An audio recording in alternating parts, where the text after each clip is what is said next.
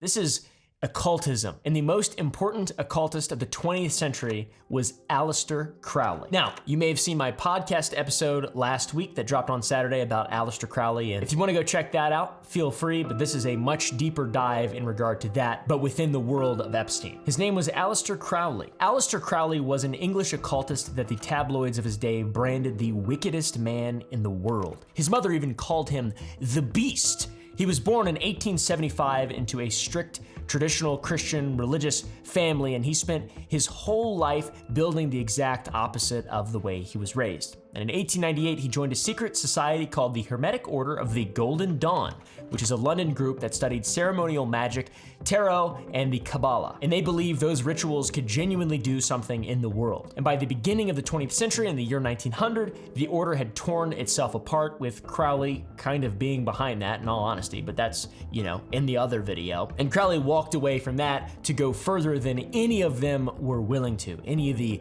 members of the Order, the Mythic Dawn, or whatever they pretended to be. It's the Golden Dawn. It's the Hermetic Order of the Golden Dawn, not the Mythic Dawn. The Mythic Dawn is a Mankar Cameron-centric organization that we might do a deep dive in later on. A lot of evil people in that one, guys.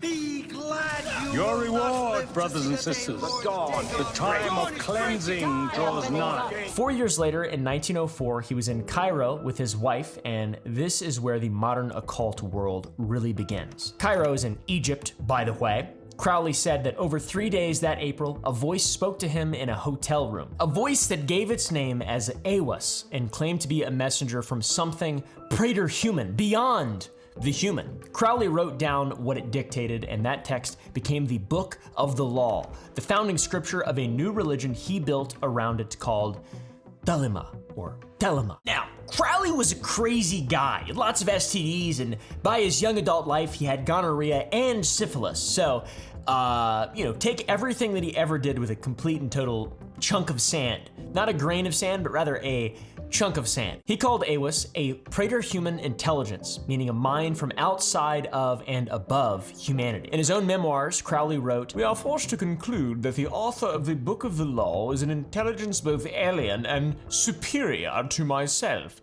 yet acquainted with my inmost secrets, and, most important point of all, that this intelligence is discarnate."